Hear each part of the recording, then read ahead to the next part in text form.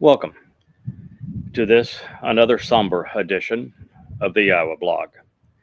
We're here today to talk about what occurred in Gaza yesterday morning, where we were given a rare opportunity to see the true face of Islam.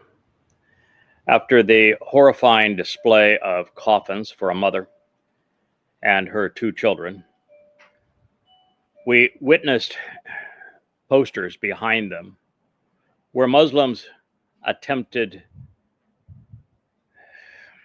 to say that they were not responsible for the deaths of these precious children. And yet, the evidence is clear. There are videos of their abduction, not by Hamas, mind you, just by ordinary Muslims from Gaza.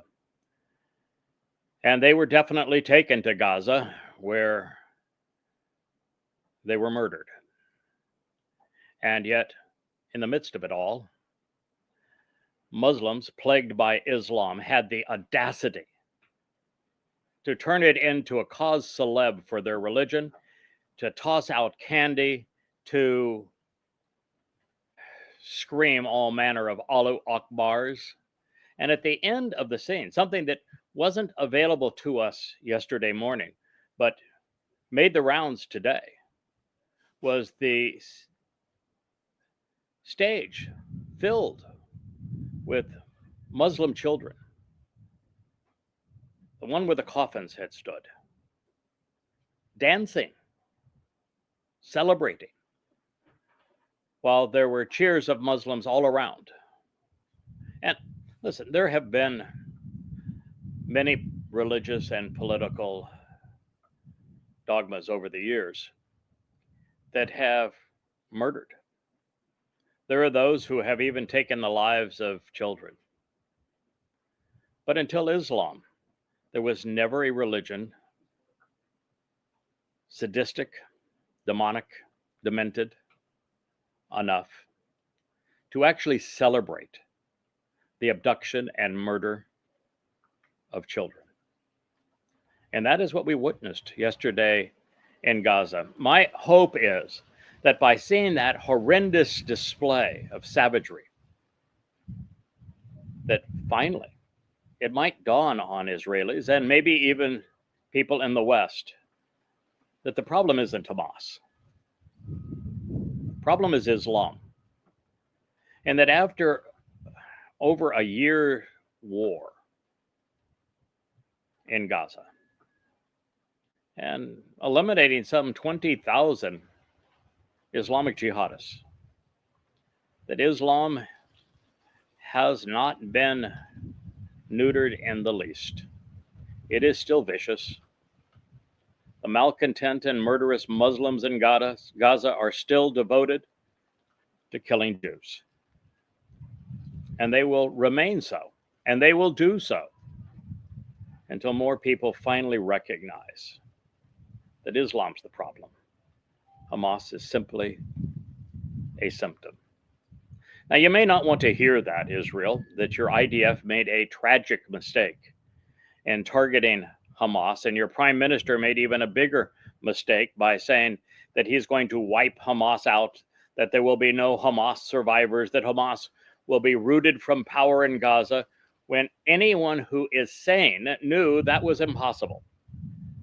And I said so on the morning of 10/7/23, and I have been proven correct. You have manufactured more Islamic jihadists than you have killed.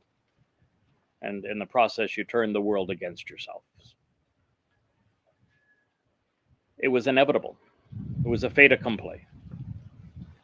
Because you lashed out at a symptom with bullets and bombs when you should have fought the religion of Islam with words, turning its own scriptures against us. The Quran and Hadith, Muhammad's life, Allah's rhetoric are so damning. All you really had to do was expose the Quran and Hadith, Islam's very scriptures. It is very much like playing an unedited, unfiltered version of what occurred on 10/7, and then following up with what happened yesterday in Gaza, and presenting this not only as the true face of Islam, but citing Islamic scriptures all through the process. This is how you defeat a religious enemy. You also remove the shrines that inspire more terror, like the Dome of the Rock and Al-Aqsa Mosque. You make it impossible for anyone to celebrate with these Muslims, to rally on behalf of the Fakistinians by showing just how savage, how demented this religion has been since its beginning. And for that purpose, I have written not one, but 5 volumes of goddamn religion, 4,200 pages of evidence, rearranging the Quran and setting it into the context of Muhammad's life and dealing with everything that can be known about Muhammad's perverted existence, his disgusting sexuality, his revolting, murderous, and terrorist approach to everything. And as you survey the evidence, it becomes obvious that Islam is the problem and that Hamas is simply a symptom. So yesterday, I provided 4 hours of evidence from volume 4 of Goddamn Religion, Slaughter, detailing the genocide that was perpetrated against the Kareza Jews. It was horrifying. In fact, at the end of it, I could hardly function. I was so frustrated by Israel's inability to deal with this reality and the world's acceptance of Islam when it is so obviously demented, sadistic, and savage. Well, today we're going to talk about the second of the genocides that Muhammad and the first Muslims perpetrated against Jews. And when we do that, I want you to recognize that these Jews had never lifted a finger to oppose Muhammad. In fact, it was these very same Jews that made Muhammad possible. Without the rabbis in Yathrib selling Muhammad Talmud readings, the Quran wouldn't exist today. It'd be the size of a pamphlet and would never have made it out of the 7th century in Arabia because it would have had no credibility whatsoever. What little religiosity it garners is from twisted Talmud stories that rabbis in Yathrib sold to Muhammad that he plagiarized and then perverted to satiate his disgusting agenda. But other than selling him the basis of the Quran and then mocking him when he claimed that it was from Allah, the Jews of Yathrib had been nothing but kind to the first Muslims. They provided them with loans because they didn't work. They provided them with housing. Ultimately, their homes, their houses, everything was stolen from the Jews by these first Muslims, including the lives of every man and boy over puberty. They robbed them of their homes. They raped their women. They sold the children into slavery to buy more weapons so they could perpetrate the Islamic agenda on all of Arabia and then all of the known world. This is the truth. And I shared a very significant swath of that with you yesterday, reading every hadith from that time so that you would know it. Well, now we're jumping ahead a couple of years. In fact, maybe only a year or so. And the story I'm going to tell you follows the fiasco at YAHOWAH. I will do a separate show explaining in detail YAHOWAH because it really is essential knowledge for all non-Muslims to know that in Islam, lies are given a religious sanctification. Hudabayah means that the Saudi Arabians can sign an agreement with Israel saying that they will recognize its right to exist, and the following year can aid and abet its demise, and have a sanction for doing so from Allah.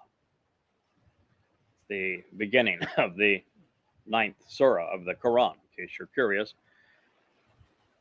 where it says any negotiation, any treaty between a Muslim and a non-Muslim is not binding on the Muslim, which means that the Abraham Accords are trash. They're a complete waste. Trying to negotiate normalization with Saudi Arabia, other than to achieve a prize and to earn some bribes, has no value whatsoever. In fact, it's suicidal. It just means that you're not smart enough to learn from history. And what happened at Hudabayah is that Muhammad went down to conquer it with his goons, the first Mujahideen, and he was confronted by one of the more articulate Meccans. His actually wasn't a Meccan, it was his own kin, but Kaaba was never in Mecca, it was in Petra. And he came out and he told Muhammad what had happened the last time he was there. He was laughed out of town because of the satanic verses where Muhammad agreed that all of Allah's messengers speak on behalf of Satan. The idolatrous indulgence where Muhammad was bribed, sect, power, and money to integrate 3 pagan goddesses of the Kaaba into his religion. And they're right there in the Quran because he did. And then when they laughed at him, Muhammad promised to slaughter his kin, which is why they asked him to leave.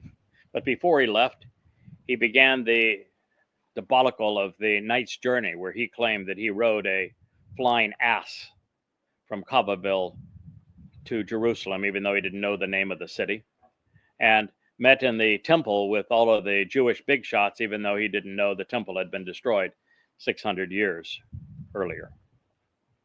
All of this is easily verifiable, and we will tell that story on another program.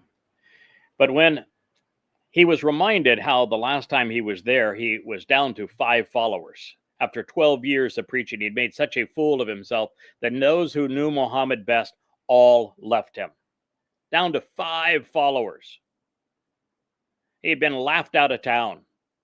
And as a result of that, he didn't dare go back in with this new fledgling group that he had roused in Yathrib by robbing and killing Jews, for fear that they would also be talked out of Islam by facts, evidence, and reason by those who knew Muhammad better than anyone. So without sufficient men under arms to conquer Kaabaville, Muhammad turned tail. He actually, before he left, signed an agreement that said that he was not the messenger of Allah, that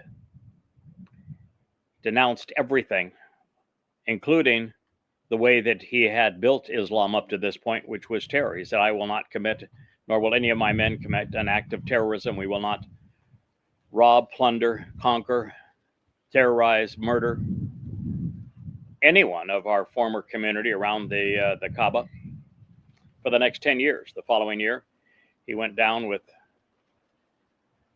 a larger force and conquered them. That's when the Quran says that that agreement was not valid, even though Muhammad had signed it, which means that nothing Muhammad said was valid. Well, as these Muslim mujahideen were leaving Kaabaville empty-handed, they had gone there to rape women, to steal property, to enslave children, to enrich themselves, to satiate their bloodlust, and Muhammad turned tail, denounced the religion, and they were heading back home, and they mutinied on Muhammad.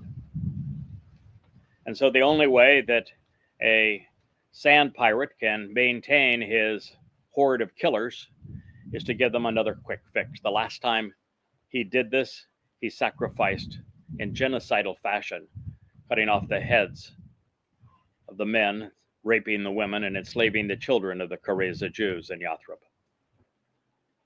Now this time, the only Jews left, the only easy prey, the only unarmed civilians were the Jews he had previously exiled from Yathrib, who went to establish date farms in Kabar. And that's where Muhammad was headed. This is now year 7 of the Islamic era. And of course, it got off to a horrendous beginning. The non-prophet, without provocation, led a raid to terrorize and plunder the last remaining Jewish community in Arabia. It was genocide all over again.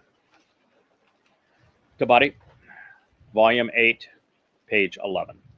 Now, as I share these things with you, you should be reminded that when I cite Tabari, and I will also cite Ishak, this from page 510, the Tabari text that I am citing from was published by the State University of New York, and the Ishak text was published by Oxford University Press, translated by Gulame.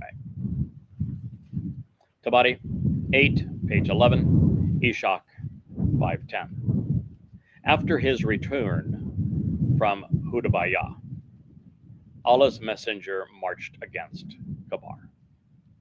He halted with his army in a valley between the people of Kabar and the Kafitan tribe to prevent the latter from assisting the Jews. You heard that correctly. Muhammad had an army. It was an army that he thought was insufficient to conquer Babel and his own kin, merchants, but that he thought was absolutely sufficient in annihilating the Jews of Kabar. The target and the motivation for the attack were obvious, as they had been when Muhammad systematically exiled and then exterminated the industrious but defenseless Jews in Yathrib after failing to capture the caravan at Badar. After he and his men were routed at Uhud. They were starved behind the trench, and Islam had become a criminal enterprise, feeding on blood and booty. This immoral gang now of malcontent Muslims did not respond well to being deprived of what they craved. And most of all, they craved Jewish blood.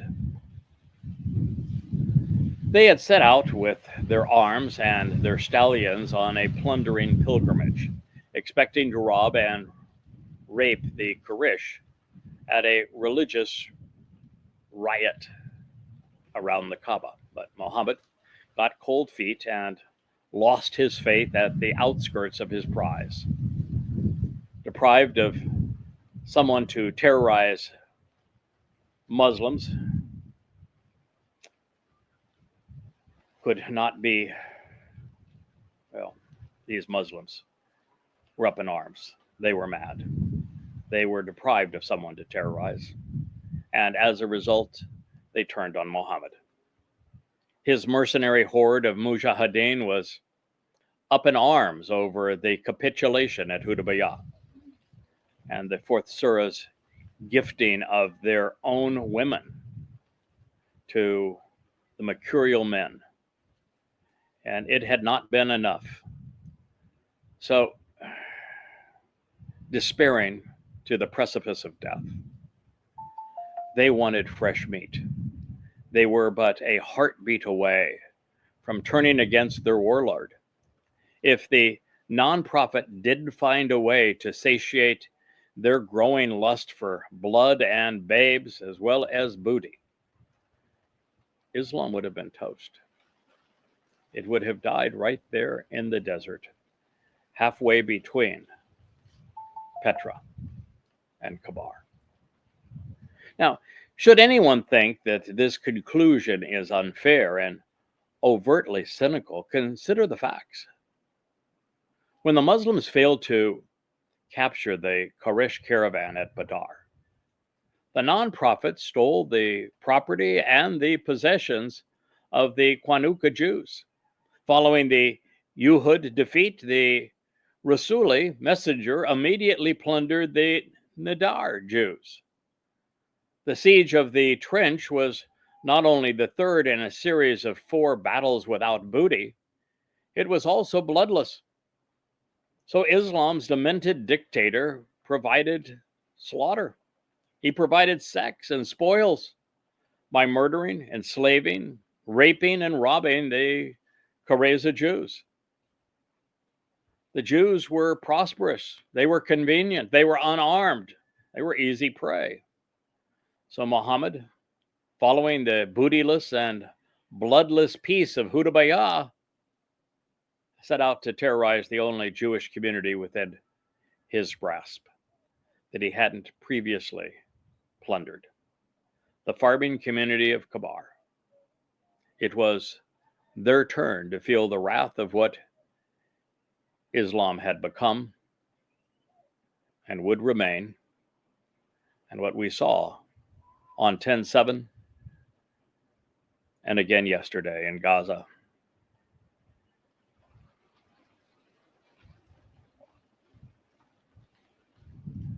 The connections between these events and the consequences associated with them have established the undeniable pattern that needs to be understood because it defines Islam's beginning and what the religion entails. There is no advantage to remaining ignorant of the obvious. Muhammad and the first and best Muslims have shown us exactly who they are and what they cared about. They were vicious thugs and thieves, feeding on the lives and property of others. They were pathetic parasites, and Islam was a diabolical plague at its onset under Muhammad. If these Muslims didn't have Islam right, there is no one who will ever have it right. With the extermination of the Jews in Arabia, and by turning men into monsters and women into prizes, degrading what it meant to be human, Satan, in the guise of Allah, achieved what he craved. He was enshrined as a god, at the command of militant forces willing to wage war on anyone who didn't capitulate. And with the Jews silenced, who was going to complain that what they were doing was wrong? Therefore, neither Allah nor Muhammad, neither Ishaq nor Tabari, neither Bukhari nor Muslim in the Hadith collections made any attempt to justify Islam's ruthless assault on the Kabar Jews. They knew the truth. They didn't try to disguise it. Islam was a death cult. It was submit or die. Their tactics were those of terrorists.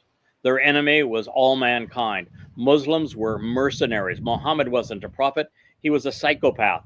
Allah wasn't a god. He was Satan. And together, they were about to prove that they were a blight on the planet. As transparent as ever, these words directly from Muhammad's lips demonstrate that he was working for the Lord of Devils, the adversary, Hasatan. Ishaq 5:10. When the apostle looked down on Kabar, he told his companions, "O Allah, Lord of the heavens and what they overshadow, and Lord of the devils and what into error they throw, and Lord of the winds and what they winnow." And actually in Arabic and in Hebrew, it's Lord of the spirits and what they winnow. We ask thee for the booty of this town and its people. We take refuge in you from all of its evil and the evil of its people. For in the name of Allah, he used to say, of every town he raided. Why is it that the world doesn't read these words and expose and condemn Islam. Muhammad and Allah exposed and condemned Islam at its birth. It is only ignorance of this religion that causes it to survive. Listen again. When the apostle, it's a term that he applied to himself because, well, the Kaaba was surrounded by Christians hiding out from Imperial Rome. And so he had heard that title, thought, yeah, I'll apply it to myself. I'll be an apostle. An apostle of what? Typical Islam. Everything in it is misappropriated and stolen from another culture. So when the apostle looked down on Kabar, his farming community of Jews, he told his companions, "O Allah, Lord of the heavens and what they overshadow, Lord of the devils and what into error they throw." Yes, Allah is the Lord of the devils. Lord of the spirits and what they winnow. We ask thee for the booty of this town and for its people. Not as converts. He wanted their blood. We take refuge in thee and from the evil of its people. Yes, in Islam, everything is inverted. Just as we saw yesterday with the signs that Muslims had placed behind the bodies of the children that they had abducted and murdered. Everything is inverted. Islam is nothing but a pile of lies. If it weren't for lies, there would be no Islam. If it wasn't for the Lord of the devils, there'd be no Islam. Forward in the name of Allah, the Lord of the devils. He said of this and every town he raided. You know that in the first 10 years of the Islamic era, which began with the Pledge of Aqaba, which I repeat, the Pledge of Aqaba is we pledge to wage war against all mankind. In the 10 years following the Pledge of Aqaba, Muhammad led or inspired 75 terrorist raids. It's a lot of carnage.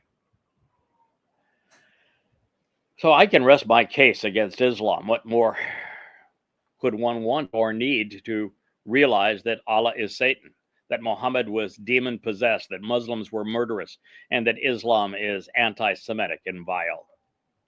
There is no salvaging Islam, nor a reason to try. The religion is a militant plague that must either be cut off and isolated from the rest of the world or eliminated before everyone is contaminated. Serving Satan, I guess, was no easy task. Good and evil had to be redefined so that good people of Kabar, who were just going about their lives trying to make an honest living like the Jews and the kibbutzim on 10/7, they had to be called evil, I guess, if you're going to hack them to death.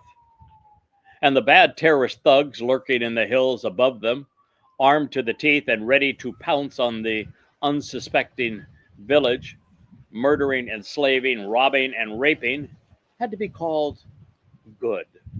And they were good Muslims. But the world doesn't understand. All good Muslims, according to Allah, the Quran, and Muhammad, are murderous terrorists.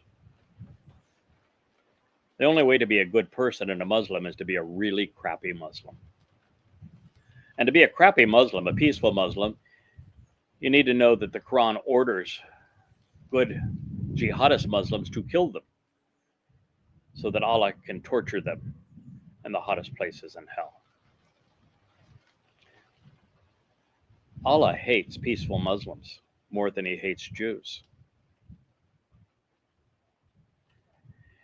If we were not so close to the end and to Muhammad's death at this point, if we had already covered the 9th and 5th surahs, which I will cover on subsequent programs, which were the last of a bad lot, I could conclude this review of Islam's inauspicious beginnings at this point and return to other more pleasant topics. But alas, since we have made it this far, and there's no reason for us not to complete the mission. Eshach 5:11. When the apostle raided a people, he waited till morning, and then he attacked. Might as well get a good night's sleep, right? You surrounded them. Where were they going to go? Terrorize them first. Just like 10:7 occurred in the dawn's early light, didn't it? Wonder if it's just a coincidence. We came to Kabar by night when the morning came, and he did not hear the call to prayer. He rode and we rode with him. Now, once again, when Muslims are about the business of killing Jews, they won't stop for prayer. The prostration prayer is just an act anyway. The single most religious act in the religion is to slaughter Jews. So they were being especially religious today by forfeiting prayer for genocide. We met the workers of Kabar coming out in the morning with their spades and with their baskets, farm equipment. When they saw the prophet and our army, they cried, "Muhammad," with his force. They turned tail and fled. The apostle yelled, "Allahu Akbar." Same thing they yelled on 10:7, wasn't it? Kabar is destroyed. When we arrive at a people's square, it is a bad morning for them. End quote. So you want to know why Muslims scream Allahu Akbar as they kill Jews? Why every bit of raw footage from 10:7 as Muslims are killing Jews who are unarmed at point blank range, knifing them to death, hacking them to death with hoes and axes, stabbing them to death with knives, torturing little children, raping women. You know what they were screaming? Allahu Akbar. Where did they get it? From Muhammad. These aren't men who have corrupted their religion. These are the best Muslims. This is the problem of Islam. They turned tail and fled, and Allah's apostle yelled, "Allahu Akbar." Kabar is destroyed. When we arrive at a people's square, it is a bad morning for them. A bad morning for the world. 10:7 was a blight on the world. It was a wake-up call to understand and diagnose the true nature of Islam and oppose it. All of the excuses, the justifications, the explanations, or apologies ever spoken would be insufficient to resolve what Muhammad and the exemplars of true Islam said and did on this day. And this horrid event does not stand alone, but is instead part of a disturbing pattern of unmitigated violence against civilians.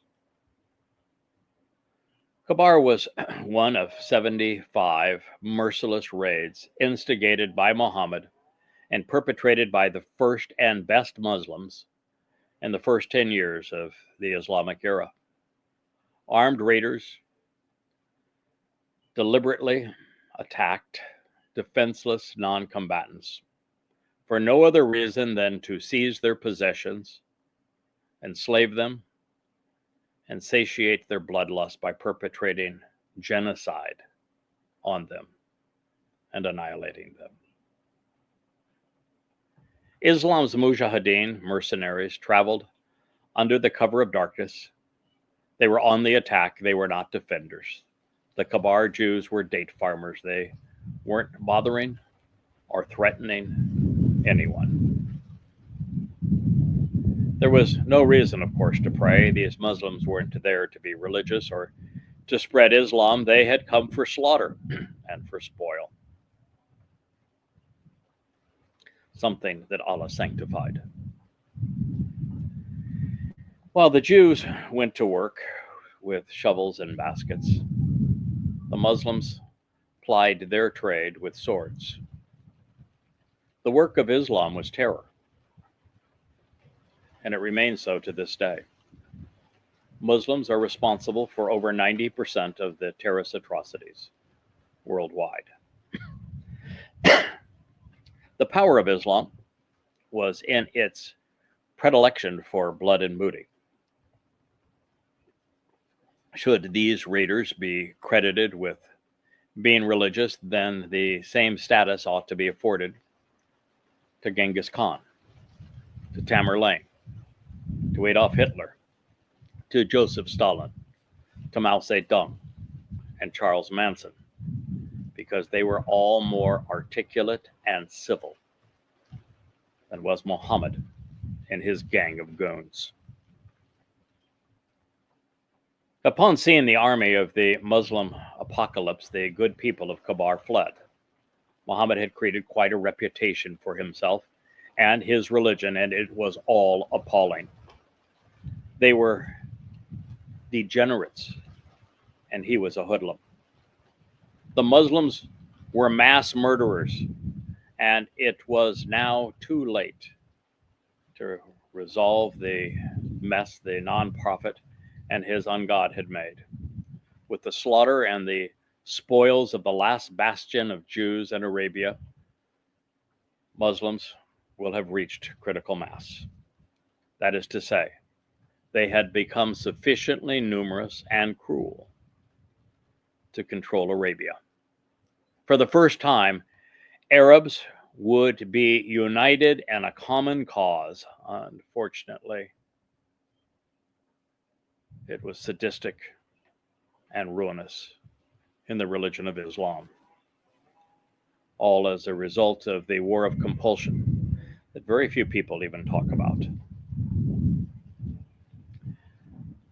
Commemorating the occasion, Muhammad announced his God's complicity. He yelled, Allahu Akbar. In so doing, he indicted Islam, making the religion synonymous with terror, but also with mass murder, armed robbery, human trafficking, and rape. There is no other informed and rational conclusion. By screaming Allahu Akbar, Muhammad, before robbing, enslaving, raping, torturing, and murdering these Jews, affirmed that Islam is a religion of mass murder, armed robbery, human trafficking, torture, terror, and rape. He confessed to the crime. It's a goddamn shame that no one paid any attention or believes him. It's a bad day indeed when Muslims arrive in your town square because they are bringing Muhammad, Allah, and Islam with them, just as they have throughout Europe, just as they have throughout college campuses in America.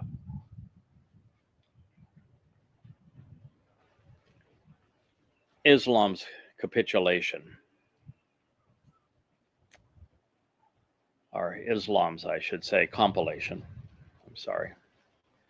Ibn Ishaq, he's the author of the Sirah. He's the one who gathered all of these hadith from Muhammad and the first Muslims, the first to do so.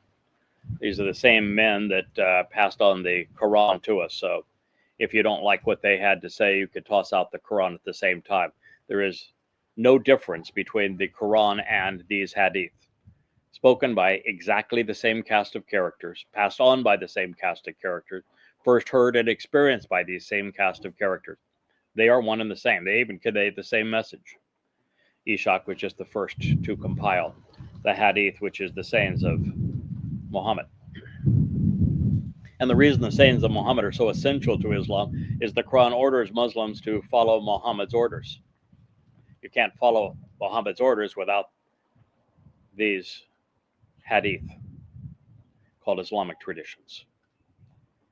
This is in the Sirat Rasul Allah, or the biography of, or life, if you will, of Allah's messenger, from which I have cited vociferously. It is the earliest, it is the most accurate accounting of Muhammad's life and of the formative years and literally formation of Islam. It was compiled a century before Tabari, Muslim, and Bukhari. Most of the hadith in his collection are affirmed by the Quran, and none are refuted by it. But for those who might want to dismiss these hadith on the basis that the reports from Muhammad and the first Muslims seem too condemning to be valid, too bloodthirsty, too genocidal, too sexually perverted, then let's consider Islamic Sunnah gathered by Imam Bukhari regarding the events of this day. Of his collection of hadith, the Islamic sages agree. They say, and I quote, second only to the Quran, Bukhari's hadith are the most important book in Islam. And while we will consider what Imam Bukhari discovered and reported momentarily, having studied the Quran, Ishaq Sirah, Tabari's Tariq, and Bukhari's hadith, I beg to differ. Islam does not survive without Ishaq Sirah and Tabari's Tariq. The Quran is rendered even more senseless without them, and Islam can neither be understood nor practiced without them. And let's be clear, the hadith and surahs come from the same source. They were spoken and passed along by the same people in the same way, mouth to ear, for over a century. They convey the same hideous message about the same obnoxious and vile individuals. If there is a difference, it is that the hadith are more clearly written than the Quran surah, and the material is presented contextually and chronologically as opposed to the chaos of the Quran. Most people don't know, but the Quran is essentially a jumbled mess. It has no context, it has no chronology. It's as if a tornado went over Yathrib, and as if the Quran were leaves, and they were all brought up in the air by this tornado, and wherever they fell back to the ground, that's how they were jumbled together. That's why goddamn religion is so important. Without it, the Quran remains out of context, out of order. But with goddamn religion, the entire Quran is reordered chronologically. It is set into the context of Muhammad's life using these very hadith reports, so that for the first time, it can be understood. Muhammad can be seen for the monster he was, Allah for the devil that he is. Now, with this said, there is a report from Bukhari's collection of Islamic traditions comprising Sunnah of this day, and it is strikingly similar to what Ibn Ishaq reported. Bukhari, Volume 5, Book 59, number 510.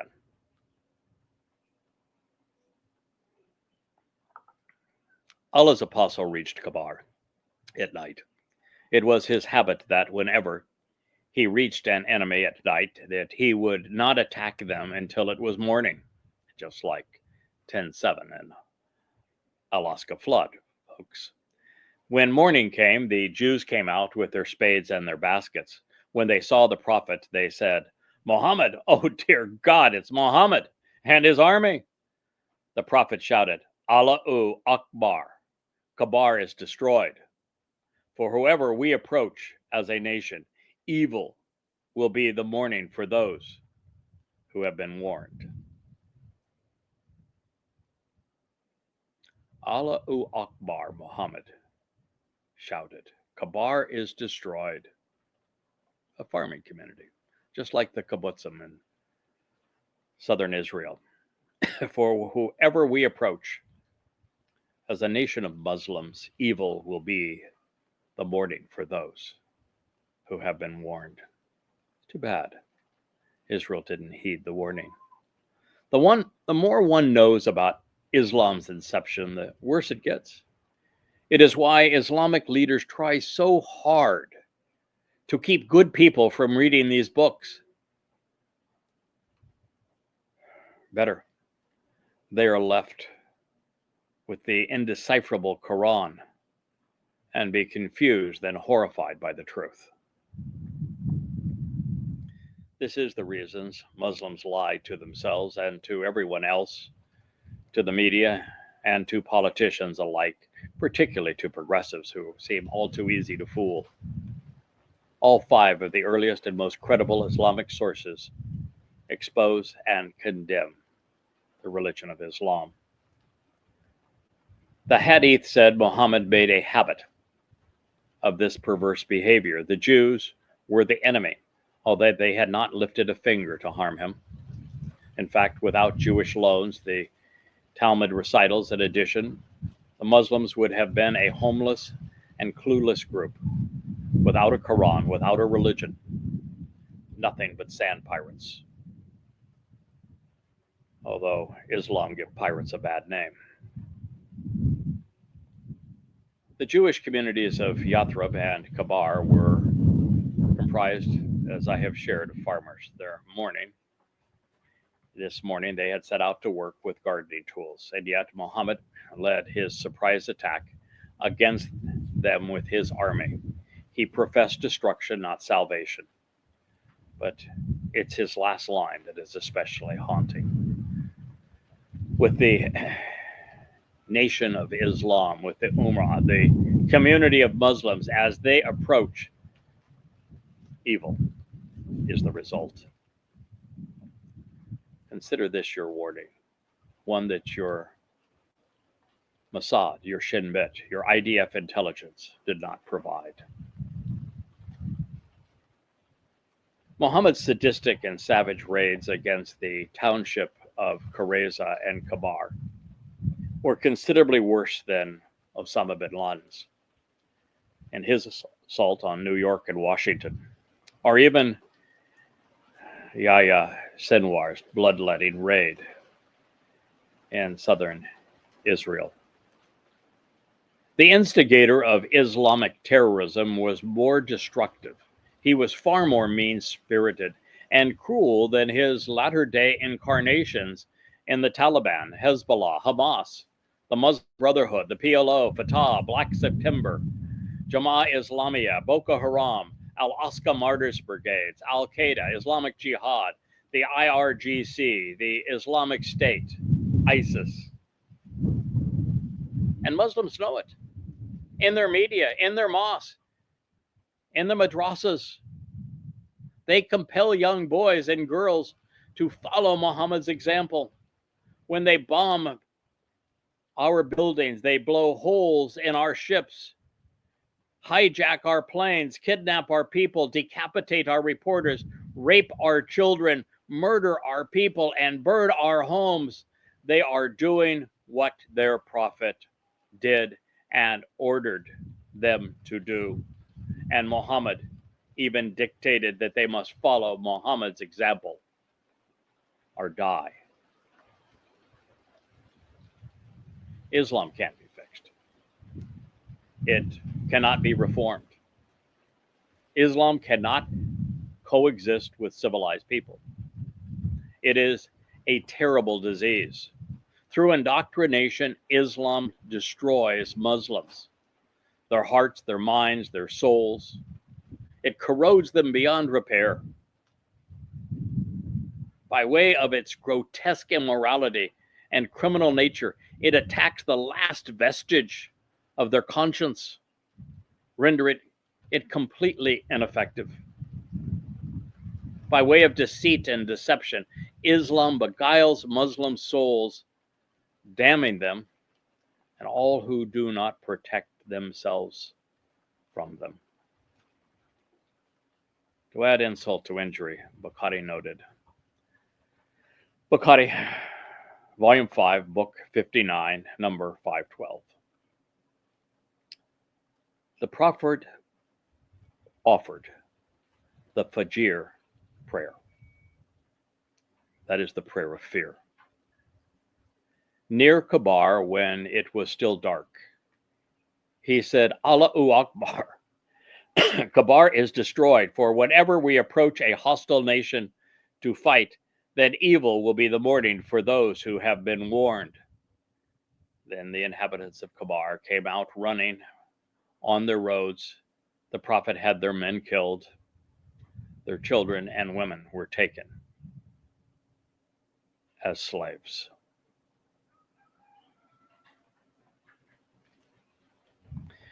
There are thousands of moronic members of the progressive media, libertards, who will swear that Allahu Akbar means God is great. Ha! The hell with them. And if they don't know that they're lying, then they shouldn't speak. Allahu Akbar does not mean God is great. It means Allah is greater. Greater than whom, you should ask. Why was the prayer of fear, Allahu Akbar, the terrorist chant, the signature of all Islamic terrorist attacks, why was it first uttered before the Jews of Kabar? Come on, figure it out. Allahu Akbar means Allah is greater than whom? He claims to be the one and only God. How can he be greater? Because Allah is Satan, and he wants to surpass Yahweh, the God of the Jews. The Islamic prayer of fear, Allahu Akbar, means Allah is greater than Yahweh, the God of the Torah, prophets, and Psalms, the creator God of the universe. That's what it means. Don't ever forget it. Don't let anyone ever fool you otherwise. Allahu Akbar was first uttered on the outskirts of Kabar when Muhammad and his mujahideen, his terrorists, came to terrorize this community, came to, in their own words, kill and enslave and plunder. This is the truth about Islam. Let me read it to you again. Sear it into your soul. Bukhari, Volume 5, Book 59, number 512. The prophet offered the Fajr prayer, the prayer of fear, near Kabar, when it was still dark. He said, Allahu Akbar. Kabar is destroyed. For whenever we approach a hostile nation to fight, then evil will be the morning for those who have been warned. Then the inhabitants of Kabar came out, running on their roads. The prophets had their men killed. Their children and women were taken as slaves.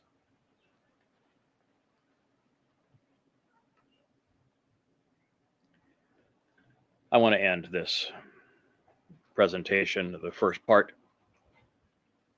of the YAHOWAH blog on this very somber day, with our disclosure of the genocide, blood and booty, the savagery that Muslims perpetrated 1,400 years ago, that was repeated identically on 10/7/23. At this point, and we'll pick up the story in our next episode. I thank you for listening. I realize this is horrid information. I realize that you probably wish anything other than this was true. I suspect you wish that you could still believe that Hamas was the enemy and that by eradicating Hamas that you would prevail. But that's a fairy tale. It is a myth of your government. It is a myth of your IDF. It isn't even remotely true. Islam declared war on you as Jews and on all mankind 1,400 years ago, and nothing has changed. And until the world comes to understand what Islam actually is, who Muhammad was, what he said, what he did, what the Quran confirms and the Hadith reveal, Islam will continue to terrorize and murder and enslave. It is the only thing that it does well. I thank you for listening. We'll return in a moment.